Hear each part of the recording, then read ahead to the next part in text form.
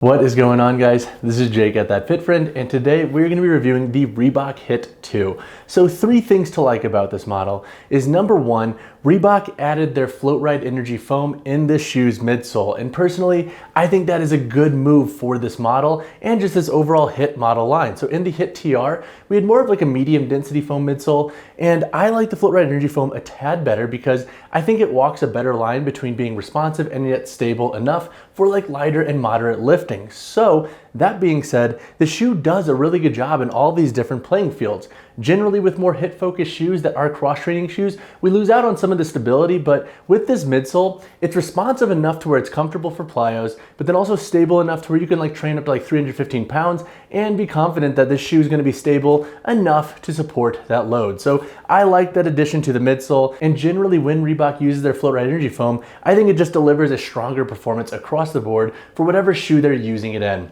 The second pro with this model is that Reebok reworked the upper construction. So this is a full textile upper, there's no exposed stitching. So from a durability, breathability, and just being overall lightweight, I like this upper construction as a whole. Plus we have some additional heel counters back here, which the HIIT TR did not have. So as a whole, I like the upper in this model and feel that it's a pretty good shoe if you're tackling workouts in like hotter classes or just in hotter settings. It should be a good model to keep your feet relatively cool.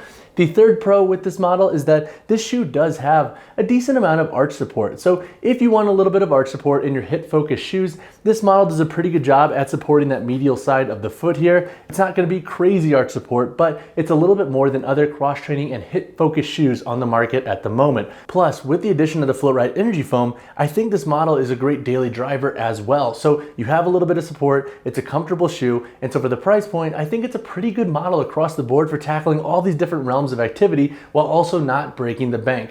But let's talk about one of the cons I have with this shoe. So my one gripe with this model, and it's like so silly, and I'm just constantly wondering like why Reebok did this, is that this booty construction back here, so we have a separate booty from the upper, does not stretch. So this literally has like no stretch to it. And I know that's why they added this heel tab to help get the shoe on.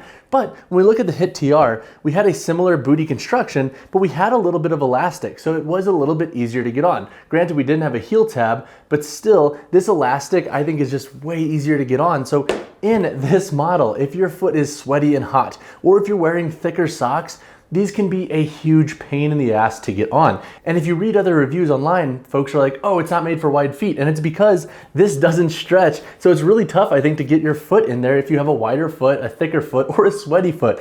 I don't know why Reebok went and messed up the booty construction. Like, I wish they would have just left a little bit of elastic. It would have made our lives so much easier to get these on. But just note that like the con with this model is not necessarily performance focused. It's this construction detail that's like, why is this a thing? Like, why don't we just have a little bit of elastic? But I digress. So that is my one con with this shoe. Overall, it's a strong performer, but now let's talk about performance and get into some of the specifics. So to talk on the performance in the Reebok HIIT 2, I'm gonna break this section into a few different parts. We'll talk about lifting, more versatile and class-focused training, and then we'll talk about shorter runs and daily wear. So when it comes to lifting, this model is not going to be your best bet if you want to train super heavy. However, if you're that person who wants this shoe for classes, some HIIT workouts, and some casual training, I think this model's midsole and outsole will do a pretty good job at supporting lighter to moderate loads. I've trained up to 315 pounds in this shoe and didn't notice any huge issues with compression. So I think if that is your category of lifting and you don't plan on going super heavy,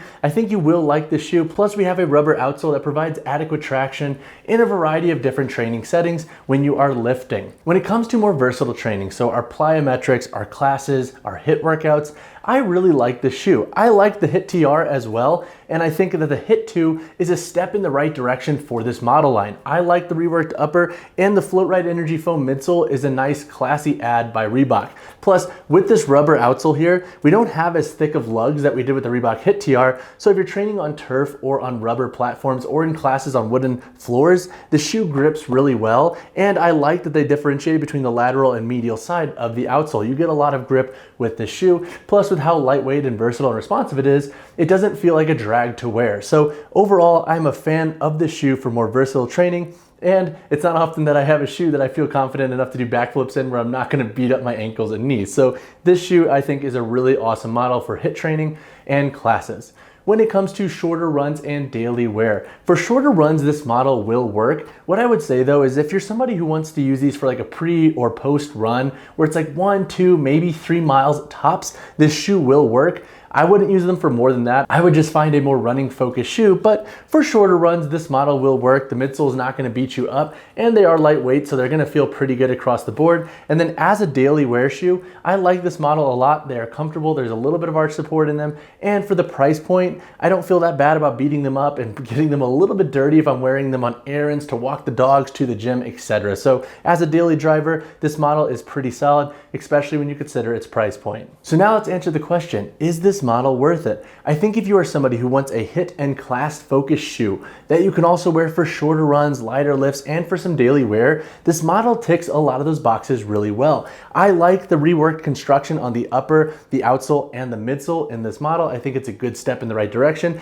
And for the price point, the shoe is overall pretty solid. So I do think the shoe is worth it. It's not gonna be your best bet for super heavy training, but as a more general training shoe, this model is a hit. So now let's talk on sizing and fit in this shoe. So for most folks, you should be safe going true to size. This model does run a tiny bit long, however, not so much to where I would feel confident sizing a half size down. Now that being said, if you are somebody who gets a true to size shoe and you have a lot of room in the toe box, then you may want to go down a half size in this model. I don't think most folks will have to. Also, if you have a wider or just a thicker foot in general, this shoe might not be the best bet for you due to the lack of stretch in the bootie construction. So with all that being said, I think most lifters and athletes and HIIT focused individuals, you should be safe going true to size in the Reebok HIIT 2. So when it comes to price, you can expect to pay $90 USD in the Reebok HIIT 2. So if you fit all the performance categories that we discussed earlier, I do think that price point is worth it. It's comparable to the Reebok HIIT TR. However,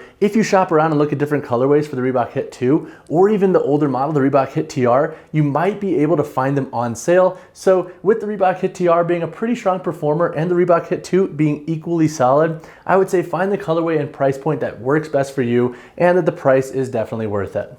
So now let's talk on the weight, heel to toe drop, and insole in the Reebok HIIT 2. For my size 10 model here, we have a weight of 11.75 ounces.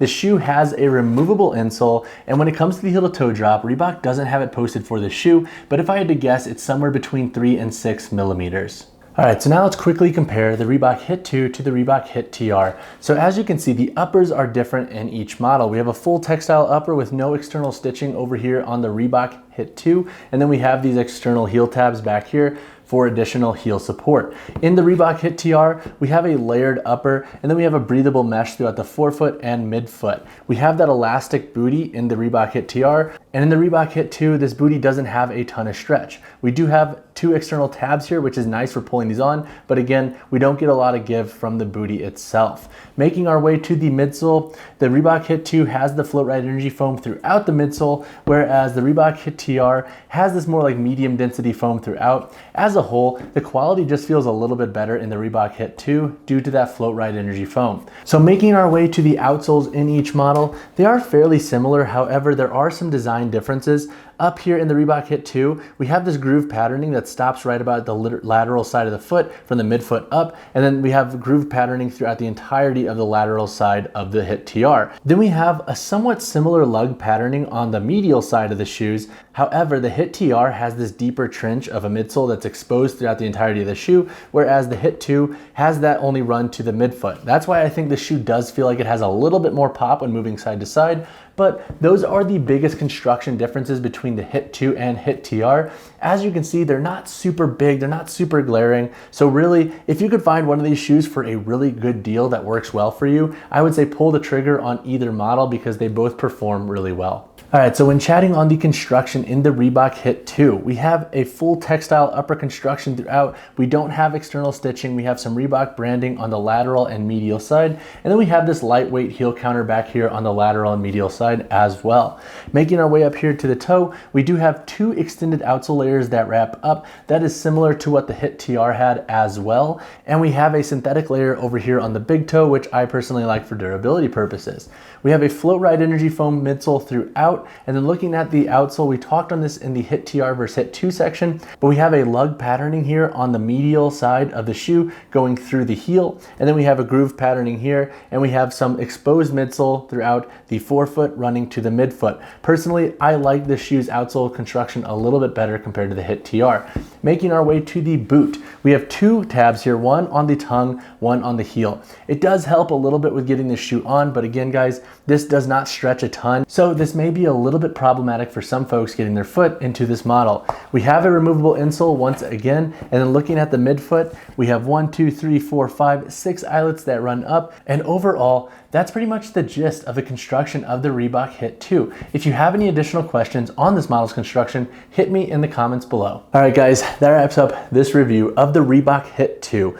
As a whole, I have been subtly surprised and impressed with this model. It does fall short in a few niche training settings, but as a general training shoe and as a HIIT and class focused shoe, this model does a really good job. If you have any questions on this shoe, hit me in the comments below or reach out to me personally, whichever you prefer. And as always guys, drop a like on the video, drop subscribe to the channel. And PS, you might be wondering, why is Kona on my lap? This is our little Shiba Inu. She is being very needy today and continues to like paw me under the desk. So I brought her up and now she's gonna be a star in this Reebok shoe review. But that being said, I will see you guys in the next one.